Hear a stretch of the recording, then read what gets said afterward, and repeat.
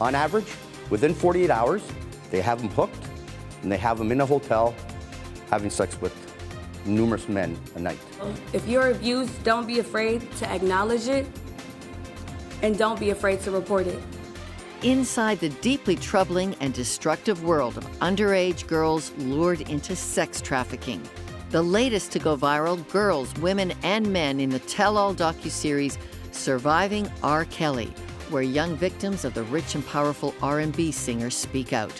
To our own neighborhoods, where confirmed sex trafficking is the subject of a just-released Canadian government report sounding the alarm for safety. Light can overcome darkness, protecting our exploited daughters. Today on Context. I'm Lorna Dueck. I'm Sheldon Neal. And I'm Molly Thomas. And this is Context.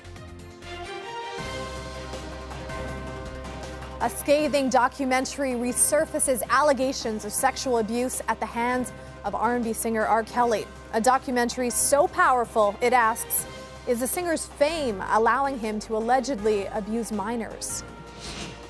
The most vulnerable among us are our children. Sex traffickers in Canada prey on their vulnerability, targeting young girls online and even in their schools.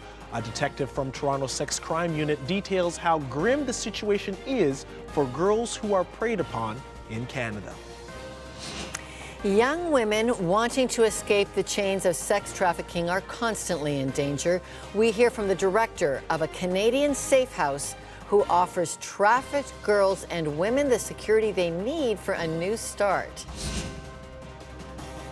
Sounding the alarm this week on vulnerable girls is pop culture and celebrity outrage. To Molly and Sheldon now with why some of the public have finally had enough of R. Kelly.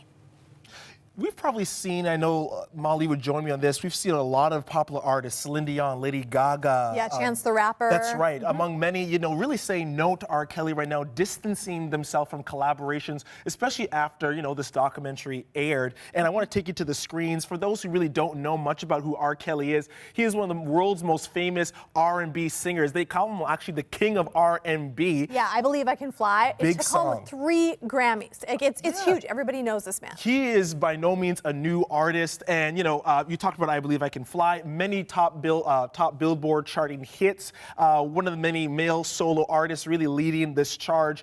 But when word of this came, people just said, no, we've had enough.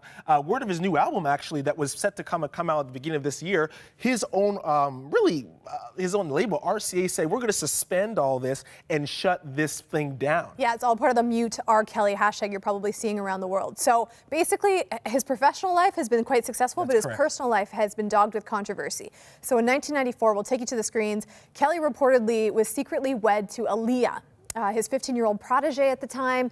The illegal marriage was actually annulled shortly thereafter. That's right. Then we go into 2008. Kelly was accused of 21 counts of making child pornography. Now, the trial took actually 6 years, and prosecutors could not prove that the girl in that tape was a minor. It's unbelievable. And there's even more you're sharing with us as well. Yeah, in 2017, a BuzzFeed article alleged that R. Kelly was holding a group of women in a sex cult against their will, so that brought even more conversation to the table. And then this year, the BBC released this documentary that you're looking at, where an ex-girlfriend explained how Kelly really grooms young girls. So this is not a new conversation. Of course, this latest docu-series is women, former tour managers, famous singers like John Legend, contributing their voices to this, saying, hey, we need to listen up now. And I think what's interesting we talk about is the idea of Mute R. Kelly too soft. And really that's really a throwback to, because he has such a hold on a lot of people have listened to over the years. I'll take you quickly to the screens. This is some of the response that's actually been on Twitter. Someone saying, Mute R. Kelly, 53 songs written or sung by R. Kelly to add to the list. You can't read all the names there, but just take a look at that. We're seeing hits from the 90s, 2000s, up into recent years. And we're just trying to say, listen, this really has to come to a close on this. And we took to the streets, actually, to really get an idea of what people are saying in regards to this. Maybe we could just throw to that really quickly. It's sad, really. Well, I think it's disgusting, to be honest. And I think Gaga, because she collaborated with him on a song, and she removed it from social media and from YouTube and stuff. So I think for her to kind of make that powerful sort of statement and to do that and to take action in that way is pretty cool. No shock here. R. Kelly is a known sexual offender. And Kelly, for the record, has never been convicted and still denies any wrongdoing. That's right. It is alleged, though, that he was sexually abused himself as a child. We have to remember there are other people, Sheldon, of course, that have been accused in the past. Jackson. Yeah, some really big stars. So this is, in some ways, can be a pop culture issue. And it's quite interesting. You talk about that culture. I feel like our culture really buys into this stuff. It's a unique place for R. Kelly to try to find healing from a culture that's one incredibly over-sexualized and then demanding that same sexualization from the artist. What a place and an environment, very toxic for someone to try to find internal healing. Yeah, there were so many years after these first accusations where his hits got even bigger. And they were all around sexual activity, lots of young women in those videos. Just an interesting thing to keep in mind. The Mute R. Kelly movement, you know about that? Maybe you want to jump into that? Yeah. So the Mute R. Kelly movement, Spotify, Google Play got on board with this. They've completely banned his songs now. So that's a huge move by the music industry. And wow, Sheldon, people are talking about this online. That's right. Even on our own Facebook context page, I want to bring this up full screen for you from Helena. Now, and it's quite an interesting thing she's saying. She says, you know, she might not be feeling all the items we choose to feature here. And, you know, that's always touch and go. But here's the big thing I want to bring to light here. Surely there are more important issues in Canada that affect more people. And perhaps it should be kept Canadian. But here's what I want to say, and we can come out of that on full screen. The beautiful thing about this that I really want Canadians to know is that, listen, this is happening in our own backyard. We're talking theme parks, schools down the street from you. This is not a U.S. issue or across the pond issue. No, this is in our very own Canadian culture. So we need to ensure this is talked about, covered, and we reach a place of healing and beyond all solutions. Let's bring in Dr. Joy Harden-Bradford. She's a licensed psychologist who started Therapy for Black Girls, an online space to encourage the mental wellness of Black women and girls. Dr. Joy, great to have you with us. Hi. Dr. Joy, what went through your mind as you watched this R. Kelly docu-series? I think, like lots of people, I was familiar with the story, but I was not aware of the levels and the depths of everything going on, all of the people that it seems like have been involved in kind of continuing this system of abuse and assault. So I was really shocked by lots of the information that was shared in the docuseries. Doctor, do you think that these R. Kelly accusations are emblematic of a wider issue at play, especially as you're talking to clients, you're talking to people that have gone through similar scenarios? Yeah, I definitely do think so. I mean, I think one part that was really highlighted for me in the docuseries was the idea of how perpetrators will groom their victims. And you saw that shared a lot. And I think that happens far more often than people want to talk about and far more often than people are even aware of. So I think that was a very important part of the conversation that was brought out. We often hear the term at-risk girls, doctor. What does that look like in the United States? Can we put a race factor on that, or is that unfair? Yeah, I don't know that there's a risk factor. I mean, because I think some of that feeds into the idea that a victim only looks one kind of way. But I do think that there are some factors that came into play here. So Black and brown girls were targeted. And, you saw that a lot in the docuseries that talked about that's a part of the reason why this has been able to continue to go on is because historically, Black and brown girls have not been believed, or they have thought to have contributed in some way to them being assaulted. So you hear this term, fast girls, so that they were wearing shorts that were too short, or they were leading him on or in some way, or that they can somehow put themselves in a situation to be targeted. And so, of course, I think even in the docuseries, you heard from the juror who talked about, I just didn't like the girls. I didn't believe them, the way they dressed. So all of that, I think, really kind of pointed to some of the factors that have allowed this to continue to be an issue in ways that I don't think we would see if these were not Black and brown girls. So then, doctor, how do we hear these girls? How do we value these girls differently moving forward, hopefully learning from this situation? Yeah, I think what's really important is to make sure that we are believing young women when they're coming forward with their stories about these kinds of things happening. I also think it's really important that we not just pay attention to R. Kelly, but to all of the other people in our communities. You will hear like, oh, don't leave your kid alone with Uncle so-and-so, right? And so I think it's important for us to not just focus on him, but also to look at the people in our communities who may be also perpetrating violence. Let Let me ask you about pop culture. It's a difficult thing when there's so much bombarding us with media, especially young people. You know, we're around social media all the time. What do you say, I mean, to people that are trying to find, I guess, their identity and value in the midst of all of that, and there's predators literally lurking for vulnerable victims? Yeah. I do think it's really important to be mindful of how you are interacting in your relationship with social media. I think it's an incredible tool. You know, I have met friends and colleagues across the world through social media, and I think lots of other people have made very good connections. But I do think, like you mentioned, it's also a hotbed for people who are wanting to prey on people who may not necessarily be paying attention. So I think it's just always a good idea to kind of keep your wits about yourself to make sure that you have a good idea of who you're talking with, especially if we're talking about minors, that parents and guardians need to make sure that they have an idea of what's going on with their kids in terms of how they're using their technology. Yeah, it's going to take a village really to protect young girls. Dr. Joy, great to have you with us today. Thank you. Thank you so much. Thank you, Molly. Powerful stuff. Well, here in Canada, a special House of Commons standing committee has been traveling the country hearing stories of human trafficking survivors. Since 2002, Canada has enacted several provisions to combat and prevent human trafficking. In Toronto, there is a designated sex crimes human trafficking unit that works 24/7 to try and protect young girls from predators.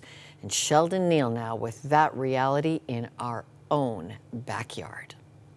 How prevalent is human trafficking in Toronto? We've had over 1,000 occurrences in just 4 years, from 2014 to 2018. So the problem here is very prevalent, and it goes right across Canada. Give us a sense from how long it takes for the victim to really become involved in the sex trade business with the trafficker. People think that grooming process takes months on end. On average, 48 hours, they're in the sex trade. That's how limited the time is. Within 48 hours, they have them hooked, and they have them in a hotel having sex with numerous men a night. These girls, they range from the age 14 to 19, 20. The recruiting age for them are usually between 14 and 17. We've had victims as young as 12, 13 here. They come from every demographic. This doesn't discriminate, right? They come from marginalized communities. They come from parents who are very wealthy, middle class. So it doesn't discriminate that way. But what they do have, almost every single one of them, is a vulnerability. They're looking for something. They're looking for some love. They're looking for some attention. And that's where they get hooked, right? Because you know kids these days, and I have a 16-year-old, they like that attention, especially social media. They tell everybody their whole story. So there'll be one day where a girl might say, you know, I don't feel very good about myself today, or I feel ugly today. And these guys, they troll the internet, right? And they look at what's being said, and they say, well, you know what? You look beautiful. You look fine. I wish you were my girl. And that's the hook. The hook is somebody's paying attention to me. Now they've got that hook, and they start exchanging information. They go and see each other, have a coffee, and then the pimp will start buying gifts for the girl. Start paying more attention. And then they say, well, if you want to be with me, you got to do this for me. And usually it starts out with, you know, have sex with one guy, then have sex with 2 or 3 guys. And then all of a sudden, now they're forced to have sex with 15 to 20 guys. What kind of prevention efforts or systems are in place to handle this? We have a great relationship with the hospitality industry. We do conferences, and we train hospitality staff in order to let them know what to look for, so that they can call the police and tell us there's a problem. There might be human trafficking going on. We have an initiative called Project Protect with the banks, where we have trained their investigators to look for certain signs of human trafficking. We're seeing that they're being picked up at malls, social media, these dating apps, bars, nightclubs, these theme parks, you know, like Wonderland. A very big emerging trend in Toronto is that they're recruiting right out of the middle schools and high schools. And they'll get other girls to go and recruit for them. Really comes down to one thing: education. If we can educate everybody, the mothers, the fathers, everyone in the community, to let them know what the characteristics are, then at that point, they can do something, they can intervene, they can call the police. We can't arrest ourselves out of this problem. It's almost impossible. We need the help of the public, we need the help of the community, we need the help of all these industries. We can't just live in our own little silos. We have to come together in a partnership to make sure that we all help the most vulnerable, and that's our children. Thanks, Sheldon. Yes, it is our children who are the most vulnerable among us, and we are the ones responsible for protecting them. Did you know that sex trafficking is the most prevalent form of trafficking in the world? The United Nations' latest report says it vastly outnumbers trafficking of forced labor, begging, or debt repayment. Now, globally, the majority of sex trafficking victims are women and children. Here in Canada, police reported data says there was 865 victims of human trafficking between the years of 2009 and 2016. Of those cases, 58% involved prostitution. Again, the vast majority of these victims are women as well. Almost 3/4 of them under the age of 25, another 27% under the age of 18. Still ahead, saving women from sex trafficking and pimps. How a safe house in an undisclosed location helps women transition out of the sex trade. Plus, education is the key to helping vulnerable, at-risk girls. But are the warning signs getting through to girls online and their families?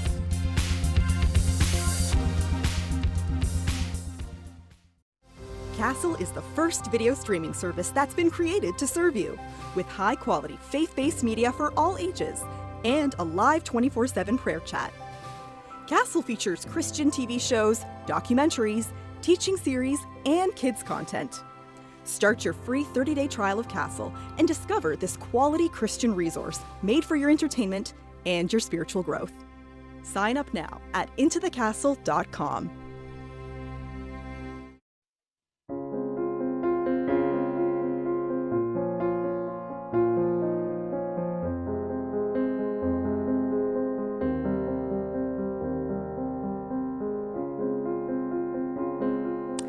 When we looked at the demographics on sex trafficking, Indigenous women are clearly the most at-risk group in Canada. The former chief at the Elsipogtog First Nation in New Brunswick is Susan Levi-Peters. She joins me now. Susan, you're sounding the alarm on this. Tell us what you see happening with human trafficking at Elsipogtog First Nations.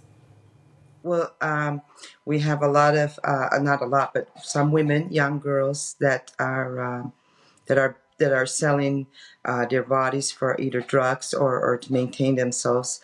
In fact, recently we just had a young girl that spoke out again, because her sister committed suicide, and she was blaming the men that were selling her or threatening her. So that's when I also spoke out, because I seen her story on Facebook, and I'm a survivor of rape myself, living in the community. So when she spoke out, I knew it was time for me to speak out also. But trafficking is, people are moved to a different place. They're completely lose all freedom. Why are Native women on your reserve and across Canada being targeted? I believe a lot of it has to do with poverty and lack of housing, because and it's corruption. In my community, we have a lot of corruption. So corruption causes poverty. Poverty causes crime, and a lot of times these young women they don't know where to turn to, and our social assistance welfare rate hasn't gone up for over 30 years now. So they're living with rates that are 30 years back, and so it's hard. And then when you have like 80% unemployment rate, and so you don't know where to turn to, and I had one mother contact me, and I sent her to the RCMPs for her daughter to get help, and she didn't get anything. And I go to the RCMP. I even go to my chief and counsel now after the last suicide, and I told them, like, it has to stop, because what's happening is internally it's happening, and then we have even non-natives coming into the community. So picking it's, up Susan, girls. just to clarify, is this happening on both levels? This is happening First Peoples to First Peoples, and now non-natives coming in? Yes, unfortunately, yes. And It poverty relief is making many girls too desperate. They're not recognizing the danger of what they're saying yes to in a traffic proposition. Yes, yeah. And a lot of, or just to survive, and so it's and when, like, residential school, the abuse that happened at our residential schools is now passed down. Like, we were not taught how to parent or the abuse, so now the sexual abuse is probably high. I know back in the early 1990s, we had 7 suicides in a row, and we had an inquest done, and back then it came back out that all the suicide people were victims of sexual abuse. All right. So, Susan, we're going to leave it at that right now, and thank you. And I'm glad you're writing a book, Standing Yes. Up, which will Yes. be out shortly. And thank you. We'll stay in touch with you on this. Thank you for joining me. yes, thank you very much.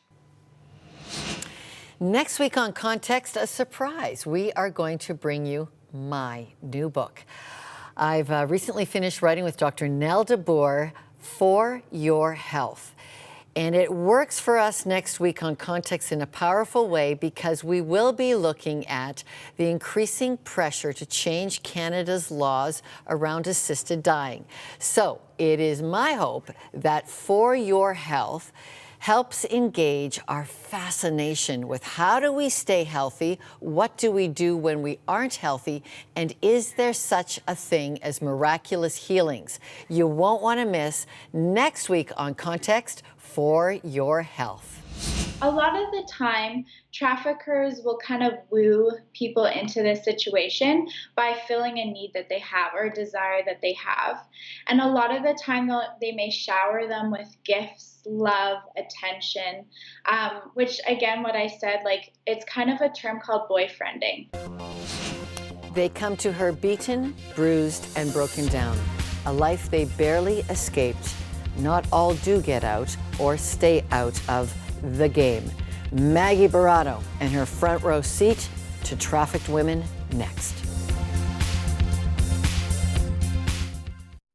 Castle is the first video streaming service that's been created to serve you, with high-quality, faith-based media for all ages and a live 24/7 prayer chat. Castle features Christian TV shows, documentaries, teaching series, and kids content. Start your free 30-day trial of Castle and discover this quality Christian resource made for your entertainment and your spiritual growth. Sign up now at intothecastle.com.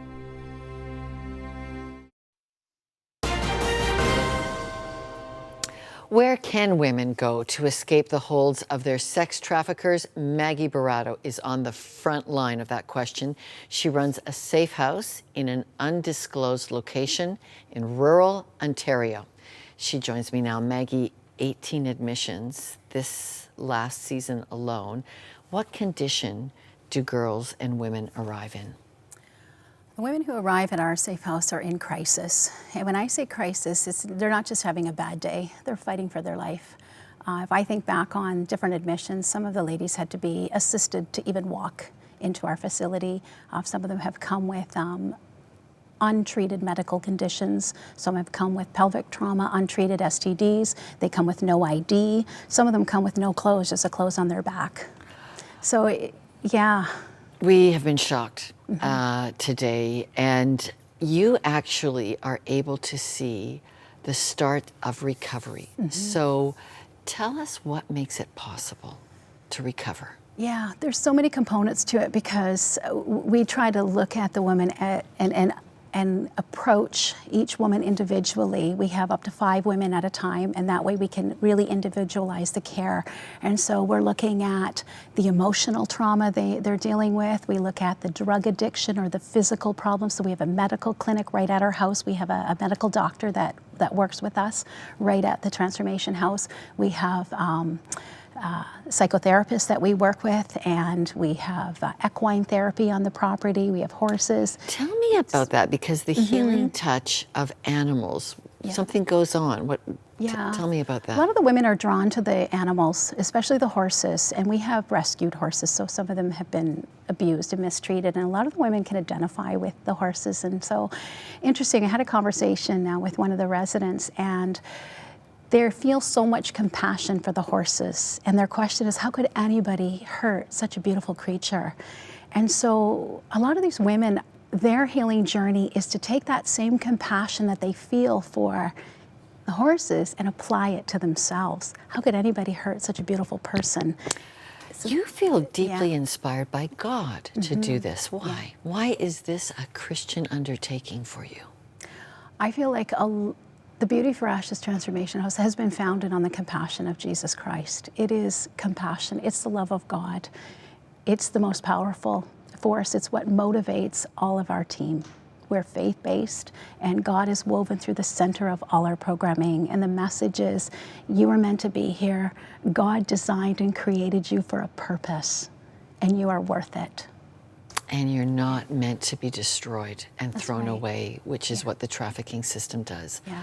If people need help, how do they find you? They can find us online, on our website, our Facebook site, or they can call one of our headquarters at our healing center in Arthur. Okay, all right. Okay, thank you so much for joining me today, Maggie, and we're going to be right back with my wrap. Nobody wants vulnerable women and children to be trafficked, so we focus on the common ground. If we're going to see an end to this and we're going to find referrals and services for victims, we have to focus on coordinating those services.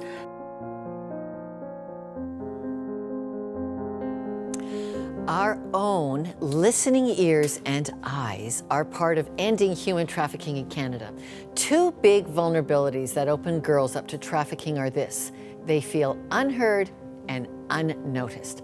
Unheard, I actually don't have enough to live on.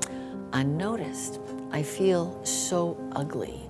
Into both those needs, traffickers listen. On a girl's social media, at school, at the mall, they listen to girls and validate the vulnerable person's feelings. And then they move in with generosity and they build trust. If human traffickers can engage unheard and unnoticed vulnerable girls, how about us? That's the kind of Canada we want to build. All the guests and resources on our program this week are posted on the Context website. Get involved in a better tomorrow. For all of us, I'm Lorna Duick. Join us again next week.